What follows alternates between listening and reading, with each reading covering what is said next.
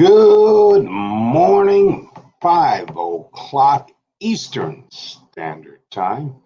Brandon Hardison, President of Champions Chess Strategies, with another Hardison's Tips for the Morning, 5 o'clock. Some of you may be taking advantage of the early Independence Day weekend, and please enjoy yourself. For some of you that are still working today and will be doing it tomorrow, once again, please enjoy yourself with your family and friends, but don't forget about the social distancing. It is great that we made it to another Independence Day.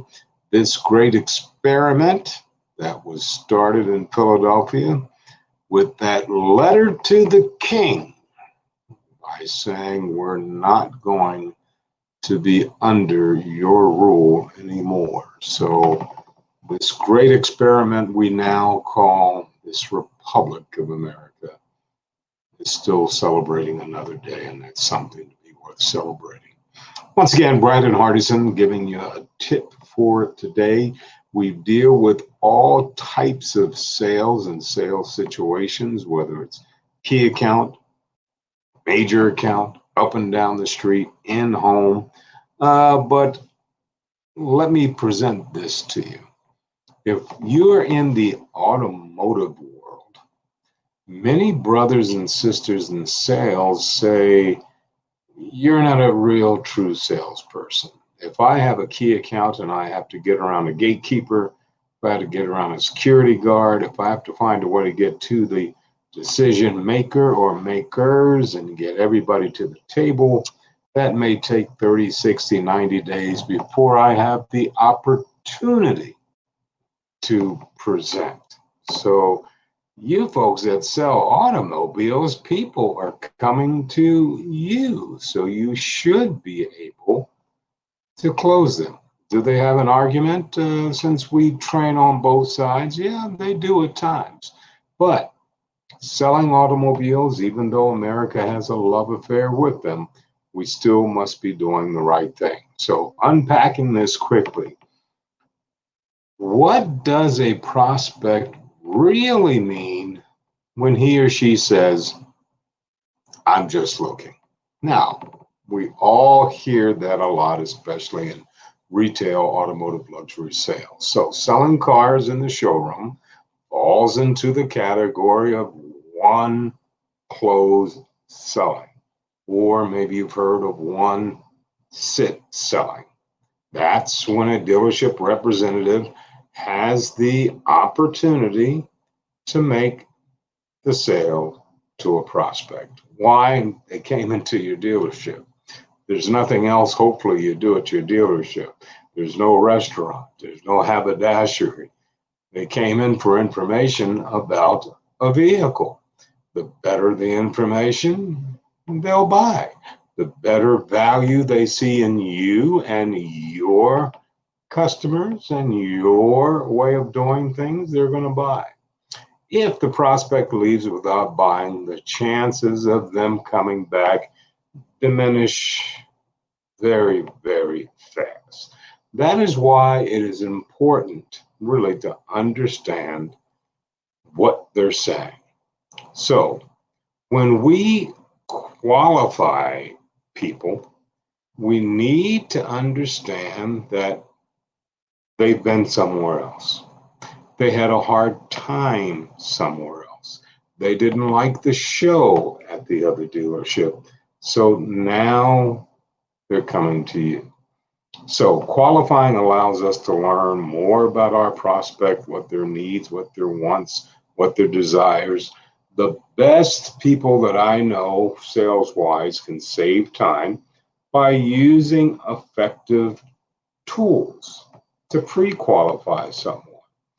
This means that we can cut down on some of this that you're going to run into as far as what we had started with prospects are trained to say.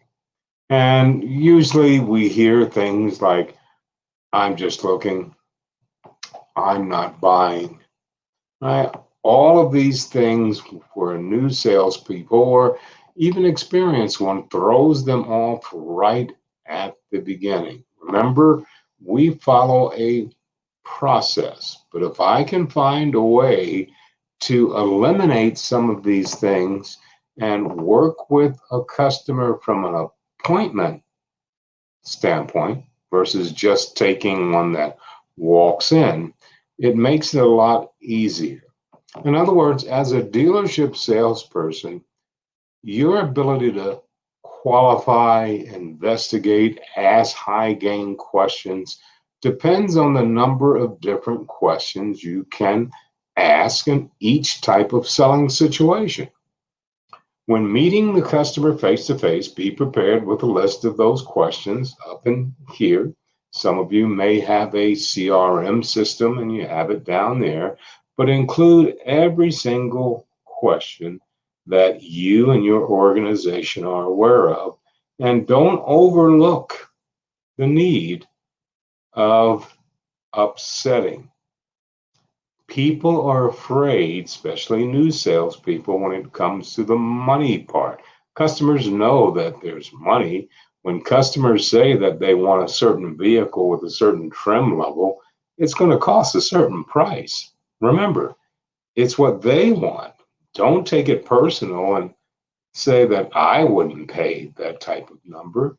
It's not about you. Take yourself out of it. By asking prospects specific questions, you can determine yourself whether the prospect does have a need for whatever's in your vehicle line. So let's go back and just try it. Customer says, I'm just looking. Now, here's what they really mean. I'm looking for more information. Let's go back. They drove in. It's like playing chess. It's like playing cards. No one who represents a manufacturer can't talk about the independents. We don't have people outside with funny signs saying turn in here. They came in on their own. So if they drove into your dealership, let's just play some chess. Okay, before they even get out the car, I know that they need some information. So when the customer says, I'm just looking, that's what pretty much they're saying. They're looking for information. So don't accept that as I'm just looking excuse. Here's what we need to do.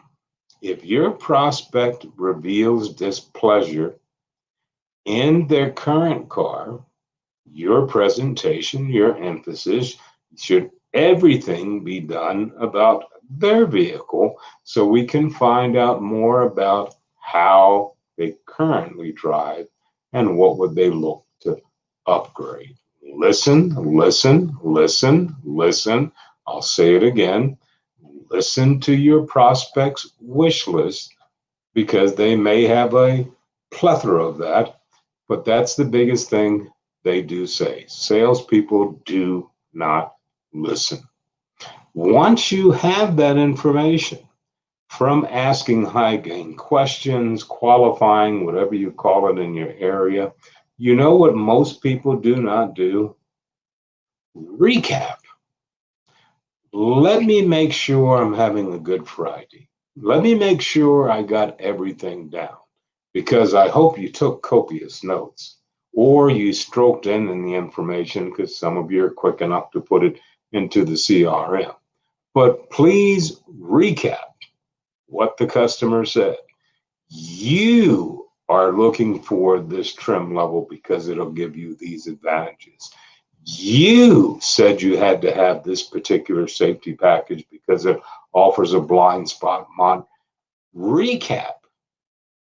If you recap with the guest, they know that they have been heard, or they can make their adjustments. Now it's time for team solution selling.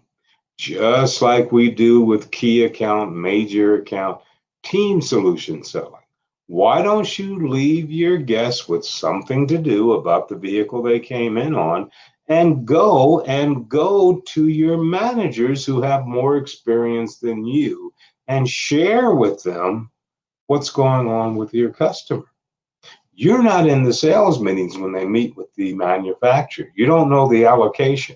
You're not with the business manager, finance manager, talking to the lending institutions. You don't know what's going on out there. You're not with the used car manager when they're talking to the auctions like Manheim. Why wouldn't you use that expertise to be successful to select the right vehicle that the customer wants the first time? Now, I'll end this session with this. When we pull around the vehicle, are you doing a feature advantage benefit presentation? A walk around, as we call it. Well, why is that important? Well, you asked questions, they told you their pain, their pleasure point. So before we go on a demo ride, I'm going to show you how my vehicle, with the features that you're looking for, with all the functionality, the ease of use, is going to benefit you while you're out on the highway, while you're taking that trip. If you don't do a feature advantage benefit walk around, why'd you even ask the questions? Plus, here's where the customer will start to listen and respect you as a professional. Now, remember, you will never lose a sale by asking too many questions. It's just that many customers feel that they need to rush through this process because from their last experience, what they read online, what they've seen, it takes so long to purchase a vehicle. Now, I'll end it with this.